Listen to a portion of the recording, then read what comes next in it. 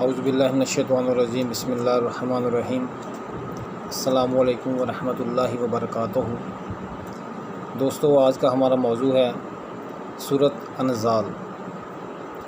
موضوع کا آغاز کرنے سے پہلے تمام دوستوں سے گزارش ہے کہ جن دوستوں نے چینل کو ابھی تک سبسکرائب نہیں کیا وہ ہربل میڈیسن چینل کو سبسکرائب کر لیں تاکہ آنے والی ہر ویڈیو آپ تک بآسانی پہنچ سکے۔ سورۃ انزال کے بہت سارے اسباب ہیں، جن میں سے چند ایک اسباب میں عرض کرتا ہوں۔ مثلاً اعضائے رئیسہ کی کمزوری، جسم میں بلغمی رطوبات کی زیادتی، منی کی کثرت، خون کی زیادتی، منی کا پتلا ہونا، جماع کی کثرت، جماع کا ترک کر دینا، عضو کی ضعف حس،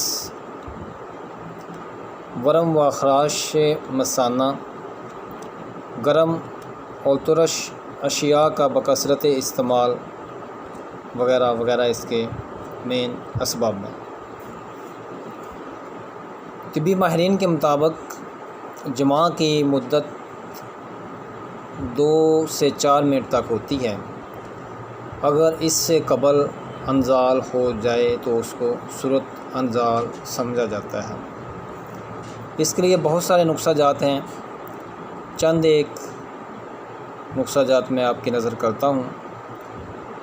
نمبر 1، تخم لاجونتی، سمندر سوخ، سبوس اسبگول۔ ہم وزن سفوف بنیں 3 گرام صبح اور شام پانی کے ساتھ استعمال کریں۔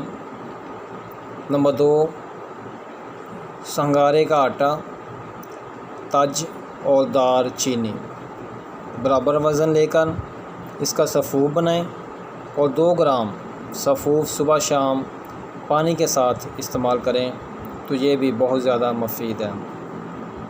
نمبر 3، اسگند نگوری اور چینی سفید۔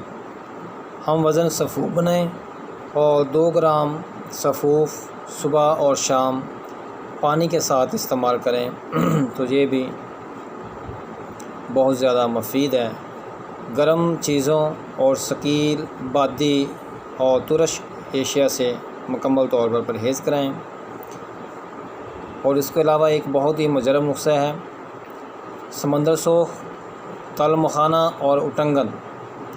ان 3 چیزوں کا سفوف بنائیں اور 1 چمچ صبح اور شام کھانا کھانے کے بعد تازہ پانی کے ساتھ استعمال کیا جائے تو یہ بھی بہت زیادہ مفید ہے۔